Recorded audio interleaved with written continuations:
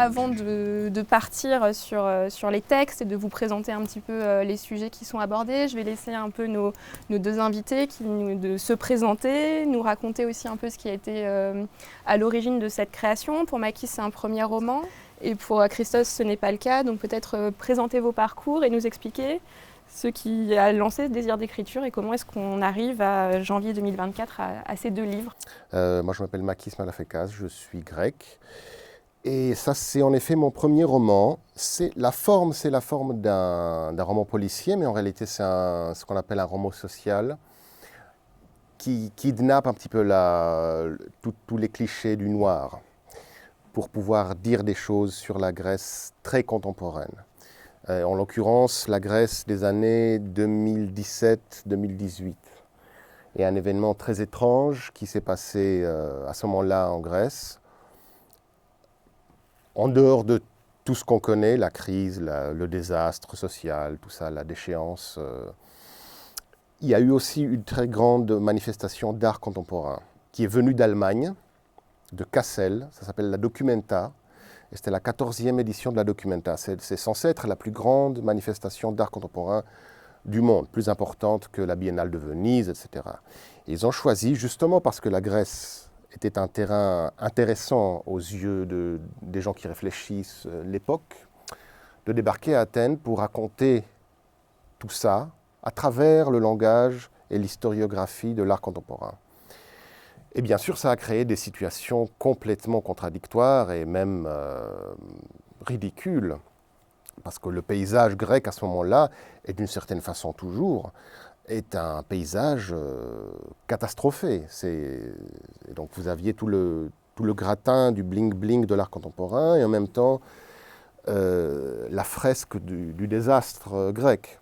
Et donc voilà, le livre parle beaucoup de ça avec un héros qui est écrivain, donc c'est un alter ego. Et donc c'est le contexte qui t'a incité à écrire ce roman. En fait, j'étais en pleine écriture du précédent livre qui était une biographie de Miles Davis, le musicien, le jazzman américain. Et je me suis rendu compte que j'allais présenter mon bouquin à Athènes, c'était un bouquin en grec, alors que toute la ville était complètement submergée par un autre phénomène d'art contemporain et de documentaire que personne, en fait, tout le monde s'en foutait du jazz et de mes préoccupations. Et donc j'ai décidé de faire en parallèle, de commencer à écrire un roman qui parlait de tout ça. C'est-à-dire l'auteur de celui-là vient d'écrire un livre sur John Coltrane. Donc c'est pas Miles Davis, c'est John Coltrane. Et ça parle de toute cette période-là, de l'été 2017. Christos, est-ce que tu peux... Bonsoir. Alors, je suis grec aussi, je suis d'Héraklion. Je suis criminologue. J'ai travaillé comme avocat pénaliste en Crète. Et je suis arrivé à Paris en 2011 pour faire mon doctorat, qui mélangeait un peu mes deux passions, l'art et les crimes. J'ai fait ma recherche, je n'ai jamais fini, je n'ai jamais accompli mon doctorat parce que j'ai commencé à écrire d'autres choses. Mes deux premiers livres, qui ne sont pas des romans policiers, qui sont plutôt des récits qui parlent du crime dans l'art et du crime comme un des beaux-arts, comme disait De Quincey, sont des récits, scènes de crime au Louvre, scènes de crime à Orsay. Et puis j'ai commencé à écrire des romans policiers, des polars, si vous voulez, du genre whodunit, comme ils les appellent les anglo-saxons, c'est-à-dire une enquête policière qui nous amène vers le qui, mais aussi le pourquoi. Parce que toujours dans mes romans policiers, ce qui est important est la psychologie du crime. Pourquoi quelqu'un commet un crime? La société change, les méthodes de police changent, ce qui reste toujours le même, c'est le mobile. J'écris mon 4e roman policier et publié en France en mai, auteur de crimes, mais ce livre n'a rien à voir avec une enquête policière. C'est que j'écris toujours sur les sujets qui me fascinent. Et ce n'est pas un roman policier, mais c'est une quête d'identité. Quelqu'un qui est d'un pays et qui vit dans un autre pays se pose des questions. Où quelqu'un s'appartient?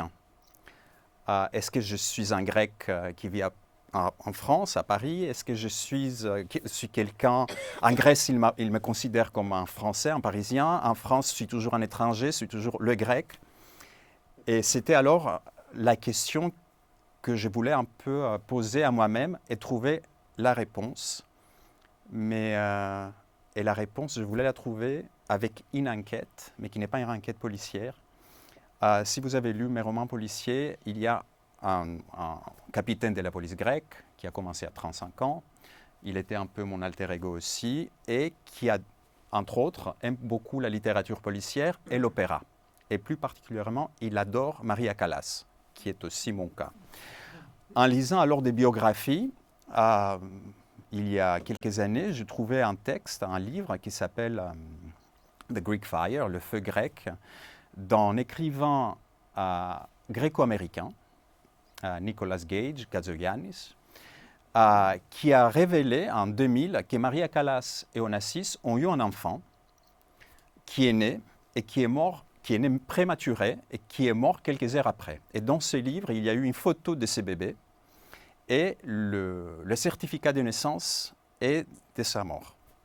Donc j'ai voulu alors donner une vie à cet enfant et j'ai commencé avec ces livres en 2000. Je commençais à écrire pour donner à cet enfant une vie heureuse.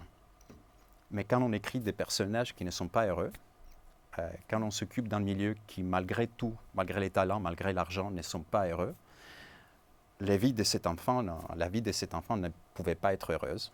Et c'est alors une enquête, un peu un polar, un peu une tragédie, un peu une biographie, parce que c'est cet enfant, c'est une autobiographie, c'est cet enfant qui nous raconte sa vie, comme il cherche qui sait, s'il est l'enfant de deux parents qu'il n'a jamais connus, ou s'il est l'enfant de ses propres parents, de ses parents adoptifs en tout cas, parce que, comme j'ai dit au tout début, on est tous ce qu'on est, à cause, grâce ou en dépit de nos parents.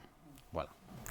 Alors ça permet de bien introduire en tout cas qui est Homero et qui est celui qui est présent en tout cas dans le titre du roman. C'est lui qui nous raconte l'histoire en 109 chapitres, qui ignore tout en tout cas de son origine et qui va se mettre en quête de la vérité. Makis, est-ce que tu peux nous présenter un petit peu ton roman? Moi, je me réveille tôt pour écrire parce que c'est mieux. Ça fonctionne mieux, hein, la tête. Et je sors pour prendre un café. Et je suis assis en terrasse, comme ça, et je vois passer une amie, quelqu'un que je connais, avec son sac à dos. Je lui fais signe, je l'invite à prendre le café avec moi. Elle est un peu triste, un peu désemparée, comme ça. Je dis, qu'est-ce qui se passe?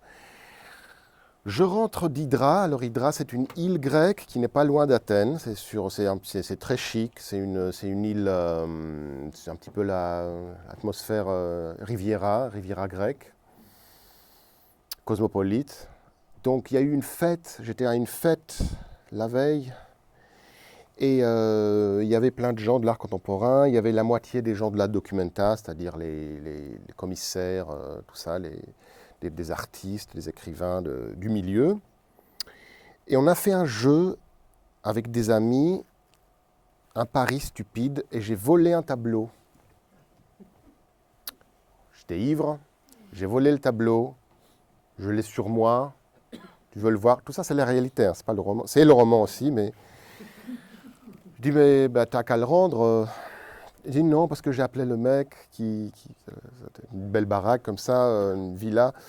Il dit tu peux le garder, il est fâché, je sais pas moi. Et maintenant je rentre. Je dis bon, d'accord. Bon, ça a l'air un peu, c'est bizarre, mais c'est pas des conneries qui peuvent arriver, quoi. Et là je me dis et si dans ce tableau qu'elle a volé, il y a un truc qui est caché, il y a un message dans ce tableau, disons sous une couche de peinture. Parce que c'est un tableau qui était en cours de réalisation pendant la fête. Hein. Tout le monde allait dans un coin et faisait un coup de pinceau. Et donc peut-être quelqu'un a écrit un message là-bas. Peut-être que ça concerne l'organisation de la documenta et le rapport dialectique entre Grèce et Allemagne. Parce que c'est une exposition allemande en Grèce. Et à ce moment-là, les rapports sont très conflictuels. Il y a la question de la dette. Est-ce que la Grèce va rester dans la zone euro? Il y a la question des vagues migratoires de Syrie à ce moment-là, que la Grèce est censée gérer, parce que c'est le premier pays, tout simplement. Et tout ça. Et donc, je me suis dit, tiens, voilà ce que tu vas faire en fait. Tu vas commencer à écrire aujourd'hui un autre truc, et tu vas parler de tout ça. Tu vas faire comme si ce tableau contenait un secret. Et je me suis dit, je vais faire ça parce que c'est sous cette forme-là qu'on peut parler de la crise grecque, et non pas par le lyrisme habituel et le symbolisme. La littérature grecque, il n'y a que ça, même la littérature contemporaine. Donc je dis, je vais faire ça dans un style très sec, où il n'y aura presque pas d'adjectifs, rien de tout ça, rien de joli. Donc voilà. C'est la question qu'on peut se poser de ton côté, Christos, parce que le texte part d'une histoire vraie et en même temps, on ne sait jamais si on est dans la réalité, s'il y a vraiment des archives qui sont mentionnées, est-ce que ce sont des véritables archives ou est-ce que c'est un travail d'écriture? On est quand même globalement assez perdu. Il faut dire d'abord que ce n'est pas mon texte. Hein. Ça, je dis au tout début que je ne suis que le messagère. Moi, j'ai reçu ces textes, c'est ça la construction en tout cas. J'ai reçu les textes de quelqu'un que je ne connaissais, un ami, qui a un jour disparu. Et j'ai reçu son autobiographie chez un notaire, avec quelques objets que vous allez découvrir. Alors, j'ai eu beaucoup de presse, mais j'ai eu aussi beaucoup de journalistes qui m'ont dit on ne peut pas écrire, parce qu'on trouve que c'est assez perturbant, on ne peut pas distinguer la réalité de la fiction. On ne peut pas distinguer les personnes des personnages. Et il y avait des gens, des journalistes, des critiques littéraires qui ont été vraiment perturbés. Pour moi, c'est un succès, ça. C'est vraiment, j'ai réussi à mêler la fiction et la réalité. Les deux personnages existent. Ils existent sur la couverture, mais ils n'existent pas dans le texte. Il n'y a pas de nom dans le texte, parce que je me suis dit qu'un enfant qui parle de ses parents ne va pas dire ma mère, Maria Callas, et mon père, Aristote Onassis. Il va parler de sa mère et de son père, de sa sœur. Donc il y a aussi la veuve dans le texte, qui était la deuxième femme et veuve de son père. Il y a le Golden Boy des États-Unis, qui est le fils de la veuve. Il y a quelqu'un qu'on apprend comme PPP, qui était un Italien, un metteur en scène italien très, très ami avec sa mère. Mais donc il y a un vrai travail d'archives, il y a beaucoup de réalités, mais toute la vie de cet enfant est une fiction. À la fois, c'est une recherche de vérité, donc qui s'appuie sur des extraits vidéo qui existent, qui s'appuie sur des ventes aux enchères qui ont eu lieu. Enfin, je pense qu'il y a un travail de documentation qui a dû te demander beaucoup de travail. Je ne sais pas sur combien de temps.